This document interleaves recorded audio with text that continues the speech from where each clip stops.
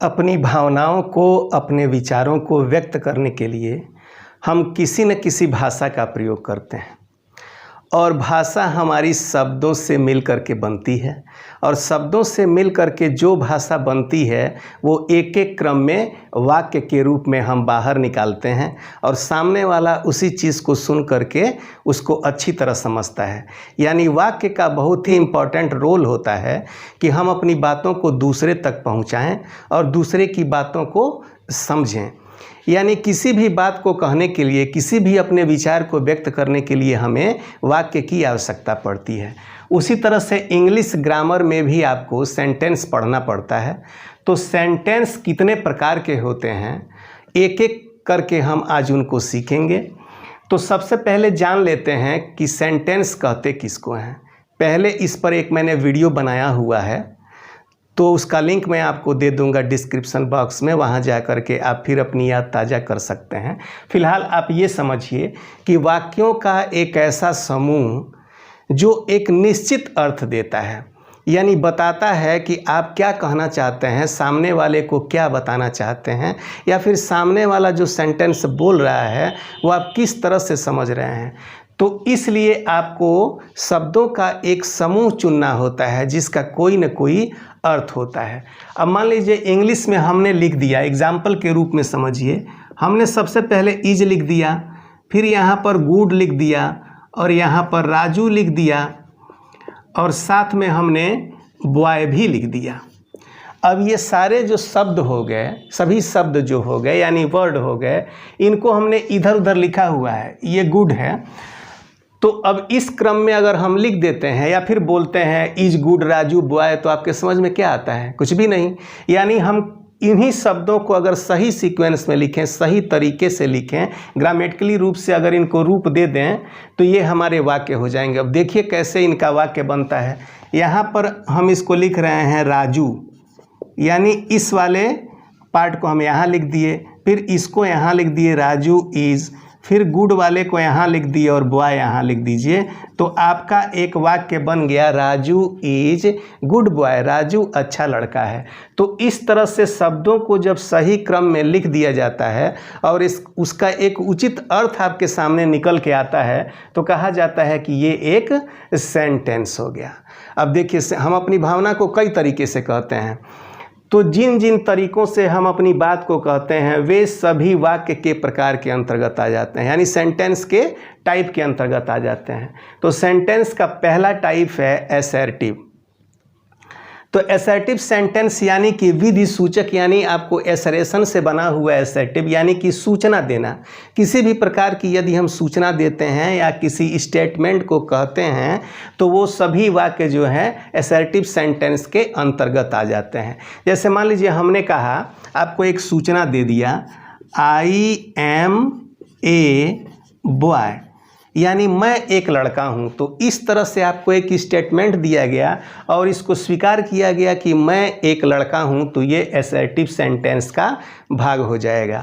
अब हम देखते हैं कि असर्टिव सेंटेंस को भी हम दो पार्ट में बांट सकते हैं। असर्टिव सेंटेंस यहाँ पे लिखा हुआ है, यानी विधि सूचक वाक्य को हम दो भागों में बांट सकते हैं। पहला भाग हमारा होता है अफर्मेटिव।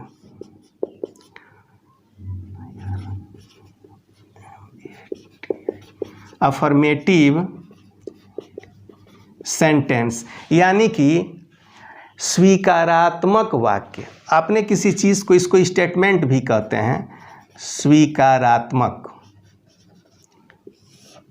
वाक्य। आपने अगर किसी चीज़ को स्वीकार कर लिया, एक्सेप्ट कर लिया, जैसे हम बोल रहे हैं कि दिस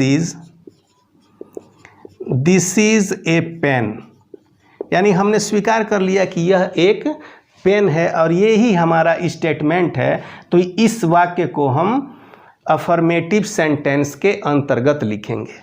ठीक है। अब देखिए इसी चीज़ को अगर हम मना करते हैं, जैसे किसी चीज़ को हमने स्वीकार कर लिया कि हाँ भाई दिस इज़ ए काउ, ये तो गाय है, अगर इसी चीज़ को हम मना कर दे रहे हैं कि this is not a pen, यानी यह एक पेन नहीं है, मना किया गया यानी कि नकारात्मक हो गया, यानी निगेटिव हो गया, तो ये हमारा असर्टिव सेंटेंस का दूसरा पार्ट निगेटिव सेंटेंस हो जाएगा। क्या हो जाएगा? Negative sentence. निगेटिव सेंटेंस यानी कि नकारात्मक वाक्य, नकारात्मक वाक्य। अब देखिए, किसी भी ट्रांसलेशन में यानी किसी भी टेंस को जब आप पढ़ेंगे तो उन सभी सेंटेंसों के अंतर्गत सबसे पहले आपको एफर्मेटिव सेंटेंस पढ़ना होगा, फिर उसका दूसरा पार्ट निगेटिव सेंटेंस पढ़ना होगा, फिर इंट्रोगेटिव और इंट्रोगेटिव निगेटिव पार्ट पढ़ना होगा। तो अफर्मेटिव यानी उसी सेंटेंस के वाक्य को हम स्वीकार कर रहे हैं, और निगेटिव सेंटेंस यानी कि हम वाक्य को मना कर रहे हैं, नकार रहे हैं। एग्जाम्पल के रूप में आप देखिए, this is not a pen, यानी कि यह एक पेन नहीं है। तो यहाँ पर हमने स्वीकार किया कि यह एक पेन है, और निगेटिव में हमने स्वीकार किया कि यह एक पेन नहीं है। ये दोनों पार्ट हमारे असर्टिव सेंटेंस के पार्ट हो गए। अब हम चलेंगे दूसरा भाग जो सेंटेंस का होता है, इंट्रोगेटिव सेंटेंस। इंट्रोगेटिव सेंटेंस यानी कि प्रश्नवाचक वाक्य। आप किसी से पूछते हैं कि क्या तुम स्कूल चलोगे, क्या तुम्हें आज पढ़ना है, यानी क्या लगा के जो शब्द आप पूछ रहे हैं, जो वाक्य बना रहे हैं, वो आपका इंट्रोगेटिव हो गया। लेकिन इतना ही नहीं है, प्रश्नवाचक शब्द वाक्य के बीच में भी आ जाते हैं, जैसे वह कहाँ जा रहा है, कहाँ शब्द बीच में आ गया। इस तरह से जो दूसरा सेंटेंस का पार्ट होता है वो प्रश्नवाचक वाक्यों के बारे में होता है। तो दूसरा हमारे पास आ गया इंट्रोगेटिव सेंटेंस। अब इंट्रोगेटिव सेंटेंस भी दो तरह के होते हैं। पहला होता है एस या नो, यानी आप कोई प्रश्न पूछें और उसका उत्तर एस या नो में हम दे देते हैं, यानी अपनी वाक्य को बता देते हैं, अपनी भावना को, तो वो हमारा हो जाता है पहला टाइप का इंट्रोगेटिव सेंटेंस।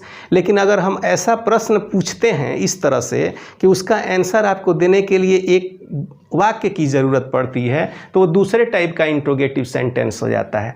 पहले टाइप को एस आर नो टाइप का हम इंट्रोगेटिव सेंटेंस बोलते हैं।